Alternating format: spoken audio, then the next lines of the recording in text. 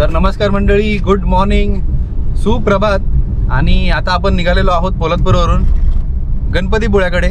आज सुंदर असं गणपती बाप्पांचं दर्शन करणार आहोत, तसंच समुद्रकिनारा गणपतीपुळ्याचा हाही आपण एन्जॉय करणार आहोत। आणि आता आपण आहोत कशेडी घाटामध्ये। कशेडी टनल पुन्हा एकदा आपण घेणार आहोत आज। आणि तुम्हाला तसेही मागच्या एपिसोडमध्ये पाहायला मिळालं की कशेडी बोगदा सुरू झालेला आहे आणि 2 वे सुरू आहे, म्हणजे बारक्या गाड्या येत आहेत पण आणि जात आहेत पण। तर आता सकाळची सुंदर पहाट आहे। सकाळी 6 वाजताच उठलो आहे, पण निघता लवकर निघणार होतो, पण 8:30 वाजता निघालो। तर नाश्ता वगैरे करण्यामध्ये आता 8:58 झालेले आहेत। तर चला आता कंटिन्यू ठेवूया आपला प्रवास।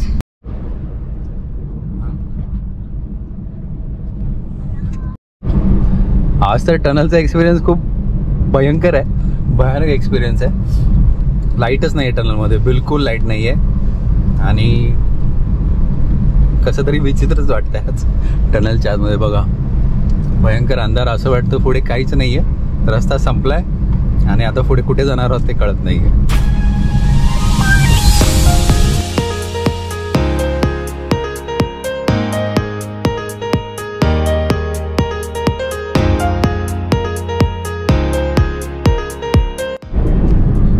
समोर सुंदर असं कोकण रेल्वेचं दर्शन झालेलं आहे आपल्याला। मी कोणती आहे माहीत नाही मला, पण मस्त वा। पहिल्यांदा या पुलावर मला, म्हणजे आता खेडबर्णा नाक्याच्या दिशेला पहिल्यांदा या पुलावर कोकण रेल्वे दिसली असेल। एवढ्या वेळ प्रवास केलाय, जरा अजून जवळ असायला पाहिजे होतं, मजा आली असती।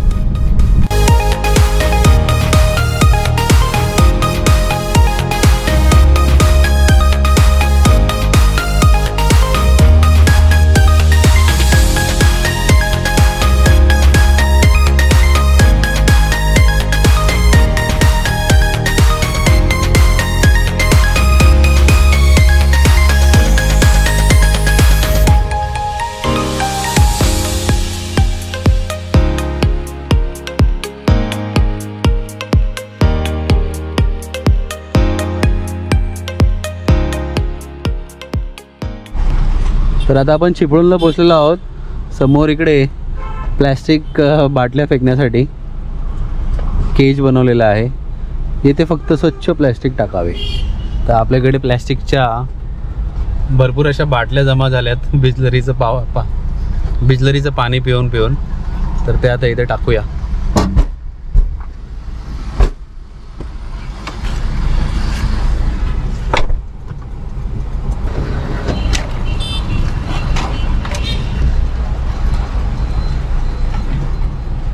तुम्ही पण असा कचरा वगैरे प्लॅस्टिकच्या बाटल्या ज्या जमा होतात ह्या रस्त्यावर फेकू नका, गाडीमध्ये ठेवा त्यांना। आणि असं कुठे काय डस्टबिन वगैरे काय दिसलं तर तिकडे फेका। आपण आपल्या धरतीची काळजी घेणं खूप गरजेचं आहे, कारण खरंच हे प्लॅस्टिक एक दिवस पूर्ण पृथ्वीला कव्हर करू शकतं, एवढं प्लॅस्टिक झालं आहे आता। तर ते रिसायकलसाठी वापरलं गेलं तर अजून बरं आहे।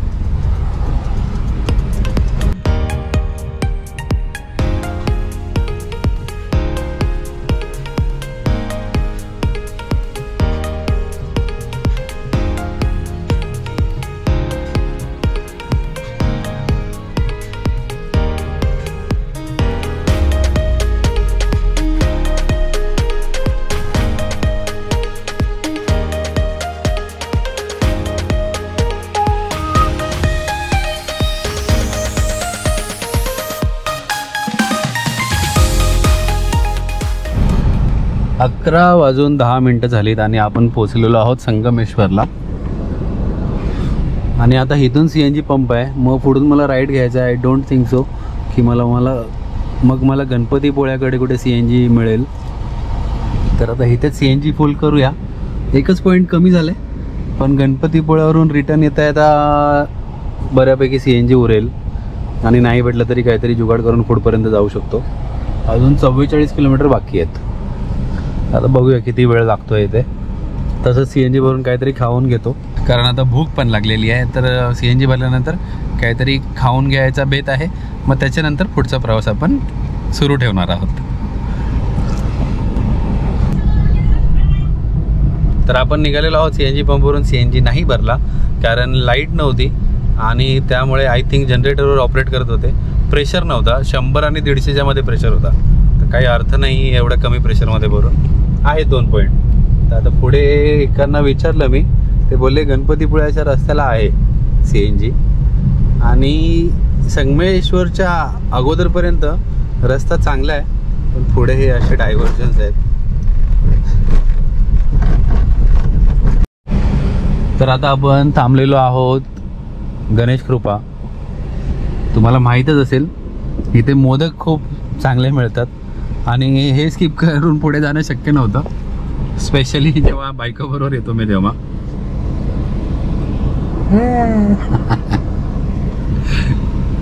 तर चला आता मोदक तर खायचेच आहेत, त्याबरोबर नाश्ताही करायचा आहे.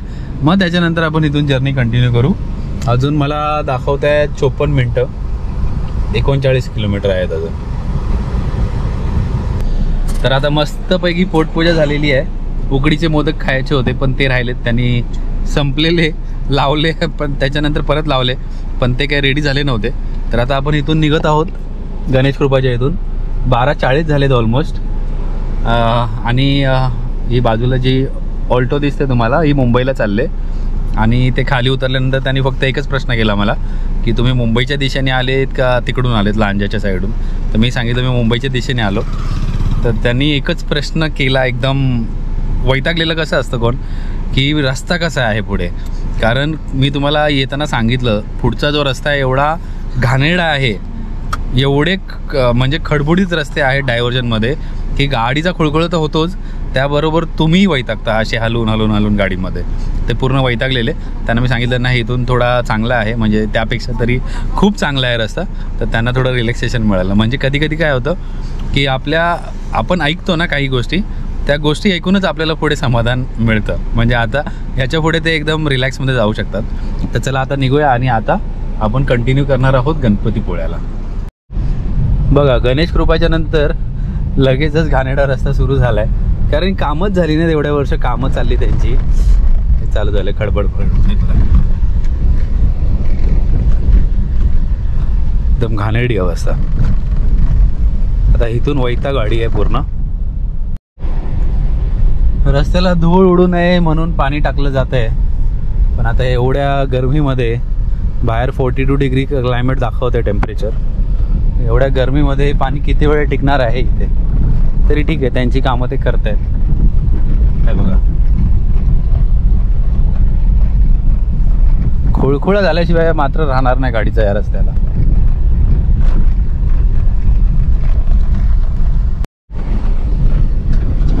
बघा आपल्या बाजूला सुंदर असा निसर्ग.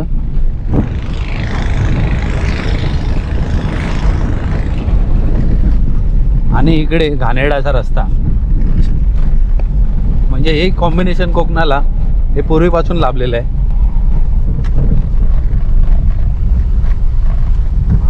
कधी कामं करणार आहेत कंप्लीट काय माहिती. बघा लोकांचे बंपर विंपर निघालेत गाड्यांच्या मागून खड्ड्यामध्ये जाऊन.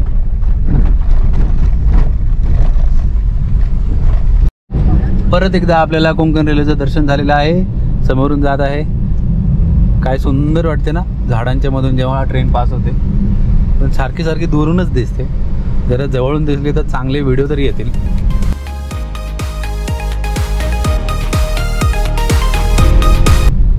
फक्त हेच आहेत ज्यांना या खराब रस्त्यांचा फरक पडत नाही.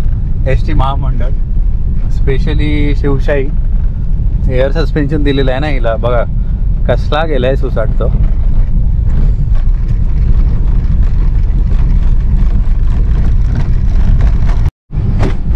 तर आता आपण इथून मुंबई गोवा हायवे सोडत आहोत. सरळ गेला रस्ता गोव्याला आणि इथून आपल्याला राईट दाखवतोय GPS. उल्क्षी रोड. इथे बोर्ड पण लिहिलं आहे गणपतीपुळ्याकडे. जयगड रोड आहे हा.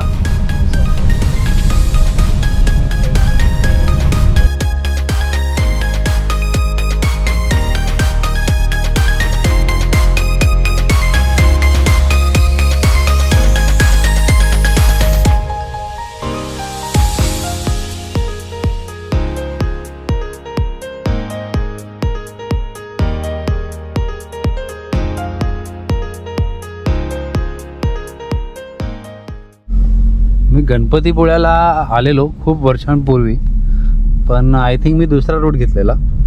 आता हा उक्षी रूट पहिल्यांदा घेतला आहे. GPS पण तसंच दाखवलं. मागे 2 रूट होते, पण मला असं वाटलं की पुढे CNG मिळेल. पण हा रूट पूर्ण जंगलामधून आहे. म्हणजे संध्याकाळ किंवा रात्रीच्या वेळी प्रवास करणं थोडं टेन्शनवालं आहे कारण घनदाट जंगल आहे आजूबाजूला.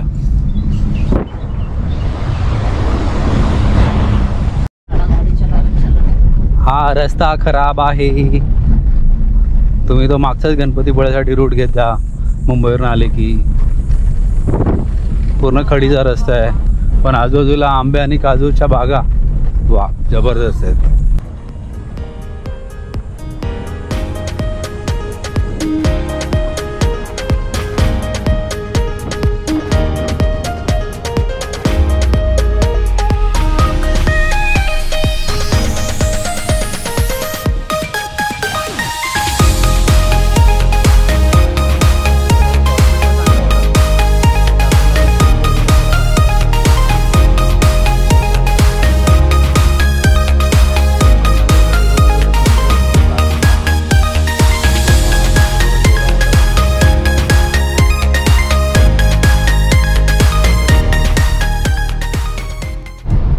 तर GPS बाबांनी आम्हाला शॉर्टकटमध्ये टाकलेलं. उक्षी रेल्वे स्टेशनचा जो रूट आहे ना कंटिन्यू होतो. हा बघा, हा चांगला आहे आय थिंक. तर ह्याच्याने तुम्ही सरळ सरळ येऊ शकता. तो आपल्याला एक शॉर्टकट घ्यायला लावला आय थिंक. त्याच्याने कदाचित लवकर आलो आपण, पण रस्ता थोडा खराब होता. बघा आता सुंदर रस्ता लागलेला आहे. तर आपण आता फिरून फिरून स्टेट हायवेला आलेलो आहोत 106ला. आणि हा इथून आहे उजवीकडे गणपतीपुळे.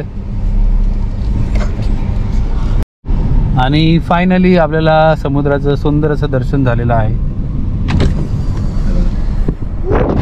गणपतीपुळ्याला आपण ऑलमोस्ट पोचलेलो आहोत. फक्त आता 1.2 किलोमीटर्स आहे. तर 2 वाजलेले आहेत आणि आपण पोचलेलो आहोत गणपतीपुळ्याला. आणि आता ऊन भरपूर आहे, तर बघू पहिलं जाऊन दर्शन करू, त्याच्यानंतर संध्याकाळी बीचवर एन्जॉय करू. आणि हो, माझे मित्र जे यूट्यूबर पण आहेत, ब्लॉगर कॉप राकेश पवार, ते पण येत आहेत. ते गेलेले मालवणला, वेंगुर्ल्याला गेलेले. तर ते तिकडून निघालेले आहेत. ते पण 1-1.5 तासामध्ये पोहोचतील गणपतीपुळ्याला. मग बघूया पुढचा कसा काय प्लॅन होतो आहे. आणि इकडे 1-2 असे पार्क आहेत, जंगल गार्डन वगैरे काहीतरी आहे. तर ते व्हिजिट करायचं झालं तर ते सगळं कव्हर करेल. तर आता आपण चाललेलो आहोत बीचकडे. दर्शन आपण नंतर घेणार आहोत, कारण माझे मित्र येतात राकेश पवार. तर आम्ही सगळे एकत्रच जाऊ दर्शन करायला. आणि आता इथून कदाचित आपण मालगुंड चौपाटीकडे चाललो आहे. तर बघूया. मालगुंड चौपाटीला मी कधी गेलो नव्हतो. मी गणपतीपुळ्याच्या मंदिरात आणि गणपतीपुळे बीच हाच अनुभव केलेला आतापर्यंत. तर इकडे आहे मालगुंड चौपाटी, तर ती बघूया आपण.